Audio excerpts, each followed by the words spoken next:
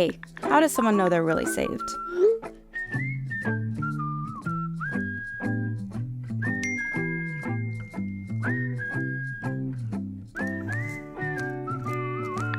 What do you mean? You know, saved. Like really going to heaven when they die. Hold on. Are you having doubts? Because I was there. No, that wasn't for me. I'm asking for a friend. Girl, really? Well, hey, everybody. I want to welcome each and every one of you back to Mosaic. We are so glad that you are here today. If you are a guest, or maybe you're coming into town just a little bit early for cruising the coast, we are really glad that you are here. We want to welcome you to our community and to our church family as well. Given everything that we're going to be talking about today, I want to tell you, I really honestly cannot think of a better day for you to be here than today, because today I really believe that God has a message that could change your life forever. Here at Mosaic, one of the things that we do is we teach straight through books of the Bible. And so for several months now, we have been just making our way straight through the book of Romans. And today we come to the very end of Romans chapter 9 and the very beginning of Romans chapter 10 as we continue this series we're calling Asking for a Friend. Now, in this series, we've basically been acknowledging the fact that there are times in our lives when we have questions, and they are really important questions. But sometimes we're reluctant to ask those questions because we don't want people to think we're stupid. And so right now there's this thing that's going on in the world where a lot of people will ask their questions just like they did in the video, but then they follow it up by going, "Oh, I'm only asking for a friend." In so many ways, it kind of reminds me of the way men used to be before Google Maps and Waze, okay? Can I just ask all the men here, would you be honest enough to admit that you hated asking for directions? Are there any guys who just hated? Yes, a lot of the men are like, yes, I hated asking for directions. Everyone under 30 is going, what does that even mean, asking for directions? There was a day and a time where you didn't have all the technology at your fingertips. And if you were trying to go somewhere that you had never been before, you had to ask people for directions. And this was really hard for a lot of men who were what they called back in the day directionally challenged, okay? Men would often get lost, and they wouldn't really realize they were lost until about 5 minutes after their wife already realized that they were lost. But there was something inside of most of us that hated to stop and ask for directions. But men do not like it when someone thinks they're stupid, and they especially don't want people in their family to think they're stupid. But here's what I hope that you learn today. There are times when you may not want to ask, but you better ask, because what is at stake is too important. About a month ago, my daughter and I went on this hiking trip together in the state of Montana. My daughter had heard me talking about a previous trip that I'd taken to Montana a few years ago, and she heard me talk about how beautiful this place was. And so she came to me and she said, "Dad, I want you to take me to Montana for my 22nd birthday." Now, I got to be honest with you, I couldn't believe she even wanted to hang out with me. I was like, are you kidding? Like, we get to spend 4 days together in these mountains, and I was so excited, I jumped at the opportunity. We camped out in this national park for 4 nights, and we just had an incredible time together. This one particular day, we were on this hike up to this place called Grinnell Glacier. And as we were hiking up to Grinnell Glacier, this young man and this young woman that was with him, they stopped us and they said, "Hey, can we just ask you a quick question?" And I said, "Yeah, of course." And the young man asked me, he said, "Can you tell me, am I on the right trail to get up to Grinnell Glacier?" Now, I know why he asked that question.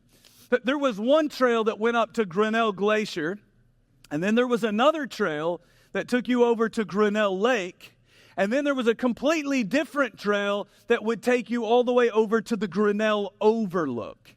And so it would be really easy to be on the wrong trail, and I would even go so far as to say that it would be dangerous to be on the wrong trail and to find yourself literally lost in a place that has more than 1 million acres of pure wilderness. Now, if that young man was anything like most other men I know, it killed him to have to ask. But he did ask because he knew how dangerous it could be if he didn't. In today's message, we're going to be answering a question that's a lot like that in so many ways. It's the kind of question that you may not really want to ask, but you better ask, because it can be really dangerous if you don't. Now, this question that I'm talking about today is a question that can be stated in a lot of different ways. Some people might ask it like this. We'll throw them up on the side screen.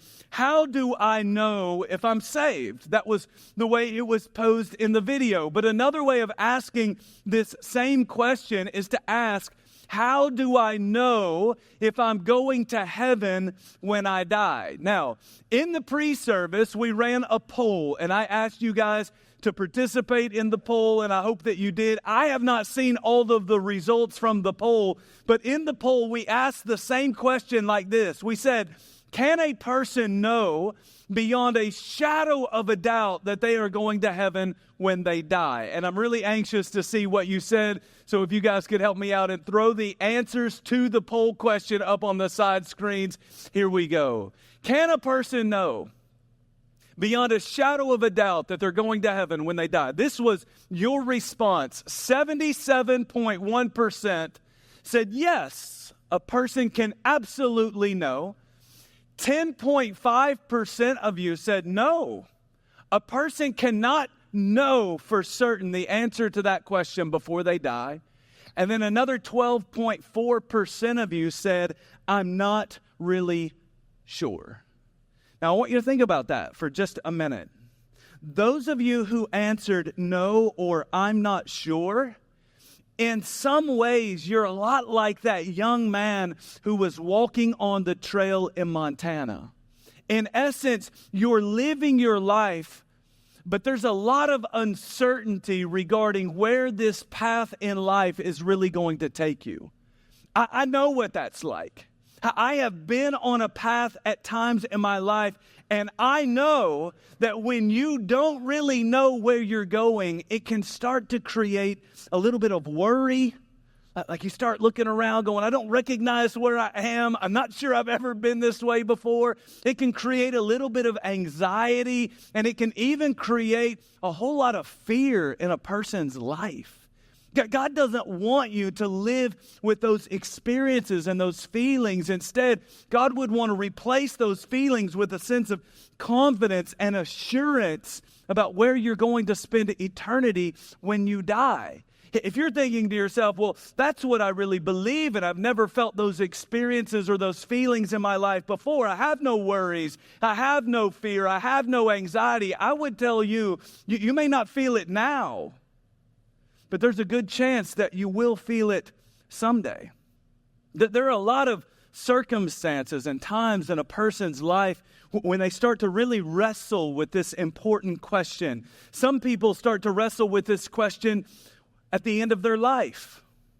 That they start to get older, or maybe they sit down with a doctor and a doctor looks them in the eye and says, man, I hate to tell you this, but you don't have long to live. And in that moment, you start to wonder, now what's going to happen to me after I die? You start to wonder, is there really a place called heaven? Is there really a place called hell? How do you know where you're going, and how do you get to the place that you really want to go? But for some people, it has nothing to do with what's happened at the end of their life. It's a question that they're thinking about because of something that happened all the way back at the beginning of their life. I know a lot of people in this world who had an experience when they were an infant, or maybe even when they were a very small child, and it was a religious experience. It was a kind of positive experience, but they look back on that experience and they start to wonder, did I really understand what I was doing? Maybe you went through a class, or you got baptized, or you said a prayer, and you think back on that experience and you think, man, was I doing that because that's what I wanted to do? Or was I doing that because that's what my mom or my dad expected me to do? In essence, in those moments, you start to struggle with this very question. How do I know if I'm right with God? I know what I did as a kid, but in the back of my mind, I also know all of the bad things that I've done as an adult. Do those two things kind of set each other off? There are a lot of people who start to think about what their parents wanted for them, but then they start to look at their own life and they go, well, what do I really want for myself? And in essence, what they're really struggling with is this question, am I going to heaven when I die? I see other people who struggle with this right in the middle of their life. A lot of people, they call themselves followers of Jesus, but then life gets hard and they don't know how to deal with the stress and the problems in their life. And so they go out and they screw up in a big way. They sin in a really big way. And that experience starts to create all kinds of doubt in their mind.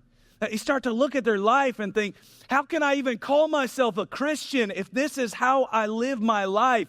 If I was saved, the question becomes, am I still saved? And in essence, they just want to know, am I really going to heaven when I die?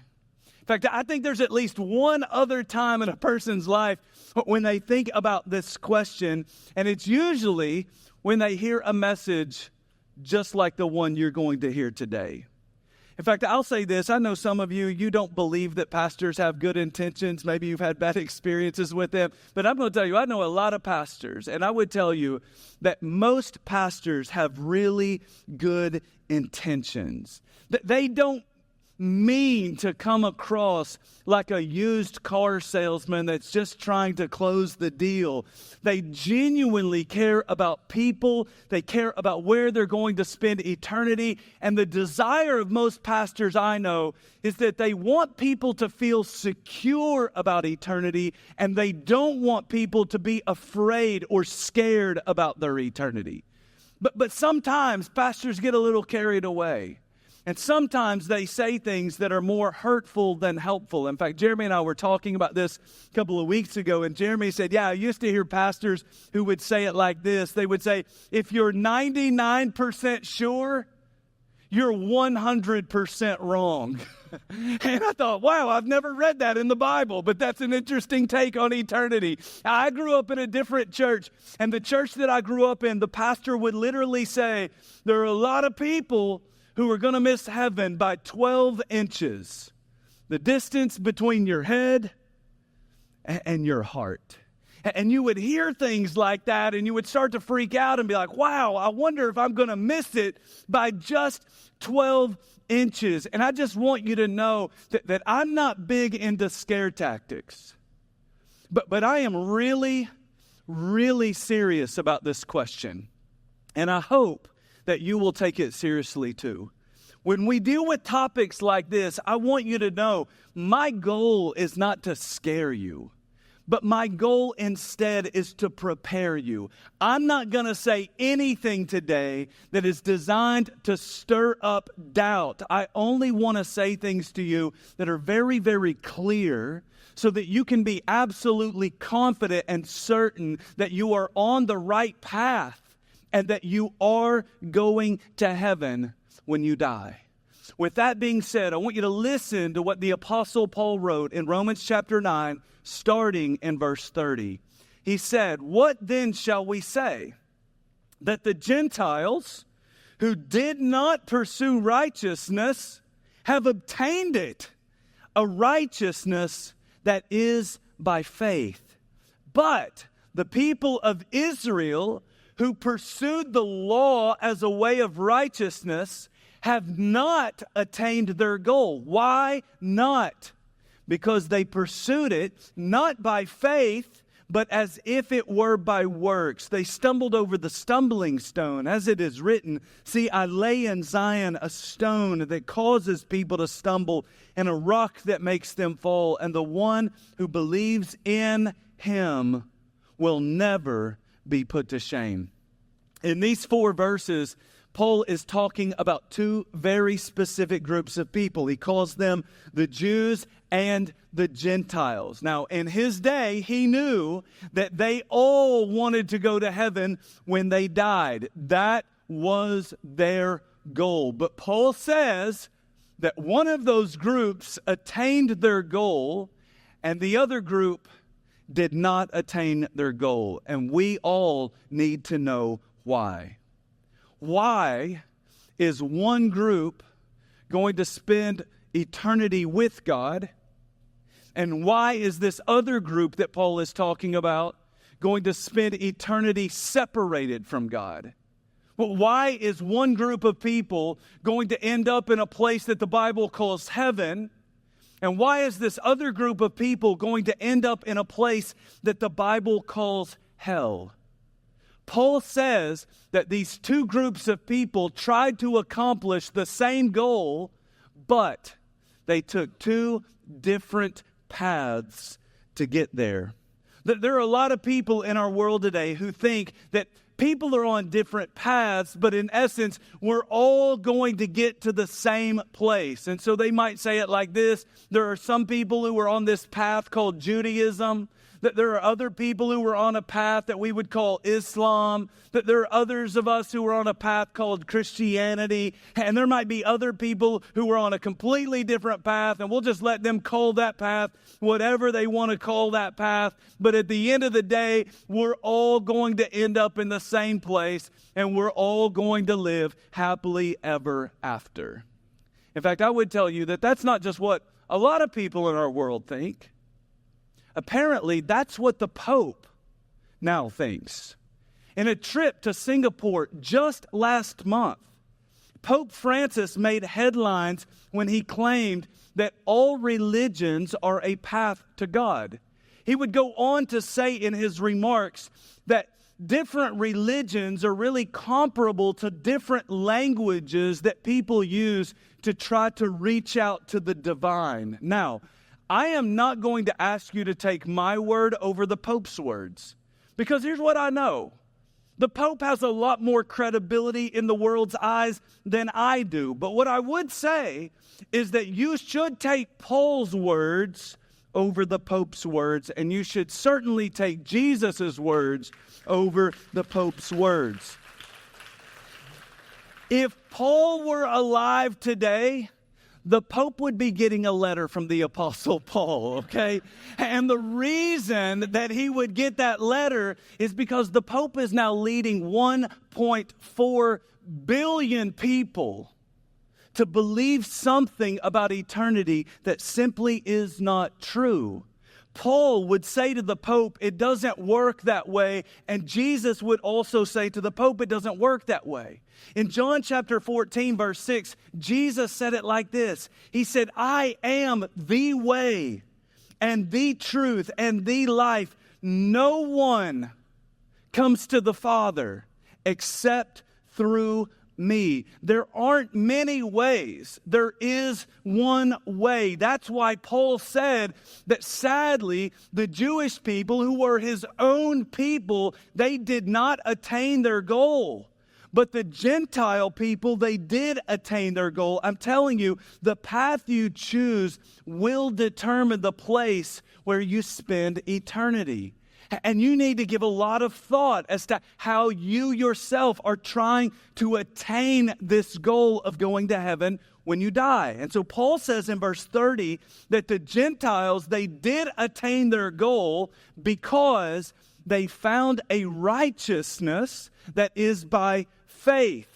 But in verse 31, he said that the Jews did not attain their goal because they tried to find a kind of righteousness that comes from works. What is Paul trying to tell us? When it comes to where you spend eternity, you really need to know this. You will either trust as though it all depends on God, or you will work as though it all depends on you. The reason that the Jewish people did not attain their goal is because their good works were simply not good enough. working in to get yourself into heaven, it will never work. If it would work, then out of all the people in the world, the Jewish people would have been the ones to make it work. Relatively speaking, what we know about these people is that they were good, moral people compared to the rest of their world. In fact, the Jewish people literally had 600 rules or more that they were trying to keep. And by and large, they were really good at keeping the majority of those rules. But even then, their good works were not good enough. And this is why the Jews did not attain their goal. The truth is, not only did their approach fail, but if that's our approach, then it will fail too. A lot of people in our world today, they think, well, I'm going to go to heaven because I'm a good person. I'm the kind of person who helps my neighbor after a hurricane.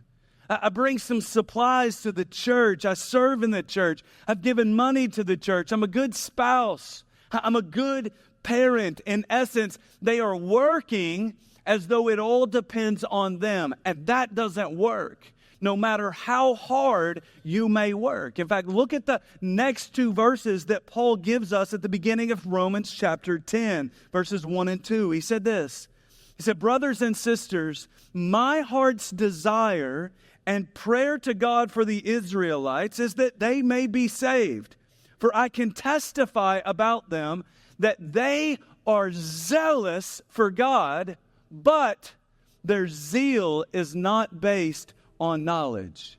If anybody was working hard, the Jews were working really, really hard. In fact, Paul says that they were zealous, or that they were passionate about living a good moral life. That word zealous means that they showed a lot of enthusiasm and they put a lot of energy into pleasing God with their lives. Now, how did Paul know that this was true about the Jewish people? Because he used to be one of the most zealous Jews who ever lived on planet Earth. In fact, he talked about what his life was like before he became a follower of Jesus in his letter to the Galatians. In Galatians chapter 1, verses 13 and 14, this is what he said about his own life prior to his relationship with Jesus. He said, "For you have heard of my previous way of life in Judaism, how intensely I persecuted the church of God and tried to destroy it. I was advancing in Judaism beyond many of my own age among my people and was extremely zealous for the traditions of my fathers." Listen, Paul was so enthusiastic and zealous about Judaism that he literally tried to destroy the Christian church that Jesus came to establish. And the reason he did it is because he saw it as a threat to the worship of the one true God. In so many ways, it reminds me of the Muslims who attacked America back on 9/11. I promise you this, those Muslims, they were more zealous than anyone in our church about their faith. That they were not just willing to work for the cause or donate for the cause. Those Muslims were willing to die for the cause. The problem is that zeal is not what matters. It's the object of your faith that matters. In fact, Jesus said that you could have faith the size of a tiny little mustard seed, and that is a very powerful thing, so powerful it could move mountains. Listen, it's not the size of your faith, but the object of your faith that matters. In fact, Paul tells us in verses 9 and 10 what the object of our faith needs to be. Listen very carefully. He said, if you declare with your mouth that Jesus is Lord, and you believe in your heart that God raised him from the dead, you will be saved. That is definitive. You will be saved from God's wrath. You will be saved from a place called hell. You will be saved from God's judgment. You will be saved, for it is with your heart that you believe and are justified, and it is with your mouth that you profess your faith and are saved. When it comes to the object of our faith, Paul says very clearly what you must put your faith in. His name is Jesus. You don't put your faith in yourself. You don't put your faith in your own ability to be a good person or to keep all 600 plus rules. You put your faith in Jesus. He says, if you declare with your mouth that Jesus is Lord, and if you believe in your heart that God raised him from the dead, you will be saved. Paul has two questions that are bouncing around in his mind as he makes that statement. Question number one, do you declare with your mouth that Jesus is Lord? So let me ask it like this. Have your kids heard you say that you love Jesus? Does your spouse hear you talking about the fact that you love Jesus and you want to be more like Jesus? If I were to ask your neighbors and your coworkers about you, would they say, oh, he's a follower of Jesus and he loves Jesus and he wants to live like Jesus? And if you're thinking to yourself right now, well, I don't say it, but everyone must know it because of the way I live, that's a problem. That's you depending on your behavior rather than depending on your Savior. That's like saying, well, I'd never tell my wife that I love her, but surely she knows. That's not what Paul said. He said, if you declare with your mouth, and if you believe in your heart that God raised him from the dead, you will be saved. And so the second question is this: do you believe in your heart that God raised Jesus from the dead? There are a lot of people who say it, but they don't really believe it. They say it because they know that's what mom and dad want them to say. They say it because they were growing up in Sunday school and that's what all their friends had to say. They say it because they have a meeting with the preacher about baptism and they're pretty sure that's what the preacher wants me to say. They say it, but they don't believe it. Think about it like this. When my daughter was in college, she took a lot of counseling classes. And so when she would go into these classes to sit down for a test, they would have all kinds of questions on the test, and she had to give answers. She told me one day that there were a handful of times on these tests where she gave them the answers that they wanted to hear, but that wasn't what she really believed. Listen to me. That will never work with God. You have to say it and you have to believe it. Now the question is, how do you know if you really believe it? And I'm going to tell you right now, this is the thing that has troubled my own mother more than anything else in her faith. And I would tell you, my mother is a woman of great faith. But she has asked me many times, how do you know if you really believe something in your heart? Like a lot of people say it, but how do you know if you really believe it in your heart? And part of the reason my mom has struggled is because she has the preacher in her ear saying a lot of people are going to miss heaven by a total of 12 inches. And so my mom has shared this concern with me so many times. I finally sat down with my mom and I challenged her. I said, Mom, I want you to look me in the eye right now. She sat down in front of me and she looked me in the eye and I said, I just want you to say, I believe in aliens. And she laughed. And I said, I'm not kidding, Mom. Look me in the eye right now and say, I believe in aliens. And so my mom goes, I believe in aliens. I said, okay. I said, now I want you to look me in the eye and I want you to say, I believe in mermaids. So my mom goes, I believe in mermaids. I said, okay, good. I said, now I want you to say this one. I said, I want you to say, I believe in Bigfoot. And my mom goes, I believe in Bigfoot. I said, now I want you to say, I believe in Jesus.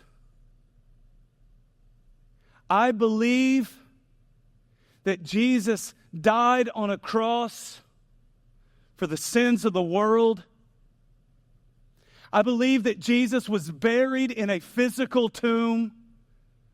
I believe that Jesus was raised to life 3 days later. And I believe that because I believe, I am going to heaven when I die.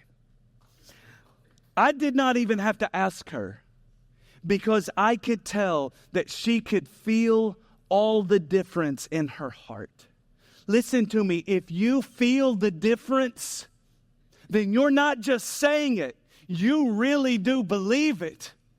But if you don't feel the difference, you can say it, but you don't really believe it, or you have some really strange views about mermaids, Bigfoot, and aliens, and we need to talk after service, okay? Listen to me, man. I don't just say it.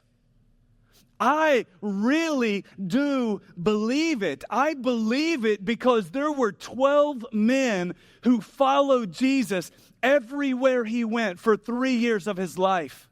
They watched this grown man live his life right out in front of him. They listened to everything he taught. They watched the way he lived in public. And then they saw the way he lived his life in private. They saw the miracles he performed. They saw the love that he shared. They saw him die with their own eyes. They saw his limp, cold body laid in a tomb with their own eyes. 3 days later, they saw him walking around and talking with people and eating meals with their own eyes. And they watched him live like that for an additional 40 days. And then after that, he literally ascended into the clouds. And not only did they see it, but the Apostle Paul said there were 500 other people who saw it too. And when those 12 men were told, you need to shut up, stop talking about Jesus, stop telling people that he's alive, they refused to shut up, and they were killed for it because they really did believe what they were telling the world. They believed in their heart, and they declared with their mouth. Now, if those guys were willing to die for this belief, there must have been a really, really good reason to believe. They said it, they believed it, and they went to their grave for it. And this is one of about a dozen reasons why I believe in Jesus. And so I have to ask you, do you say it? And do you really believe it? This isn't just how they were saved. This is how you are saved. Romans 10, last two verses, 12 and 13. For there is no difference between Jews and Gentiles. There's no difference between people who live in America and people who live in Israel and people who live somewhere else in the Middle East and people who live in Germany. There's no difference. The same Lord is Lord of all and richly blesses all who call on him. For everyone who calls on the name of the Lord will be saved, period. Let's pray together. At this time, I want to ask you to bow your heads, and I want you to not just listen to me pray, but I want you to enter into a time and a spirit of prayer yourself. I want to go back to this powerful truth of Romans 10, 9 and 10. This passage does not just talk about faith in some kind of abstract way. It calls for a declaration, a profession of faith that is deeply connected to a conviction that we hold in our hearts. Well, when we declare that Jesus is Lord and we have a conviction about it in our hearts, there's a transformation that starts to take place in our lives. It's more than words. It really is a heart-level commitment that has the potential to change everything. Believing in Jesus is not just about intellectual agreement. It's about placing your trust in Him for every decision in your life. It's about trusting Him with your eternity and trusting Him with your life on this earth. And so today, I just want to extend the invitation to you. Maybe you have never made this declaration. Maybe you have, but you said it not because you believed it, but because someone else wanted you to say it. And so you just said it. You said it. But at the time, you didn't really believe it. But now you do. If that's you and you're ready to make that declaration, I want you to pray to God right where you sit. Just want you to say, God, I am declaring with my mouth that Jesus is Lord. I believe in my heart that you raised Him from the dead. I am asking you to forgive me, to save me, and to be the Lord and the leader of my life for the rest of my life. Amen.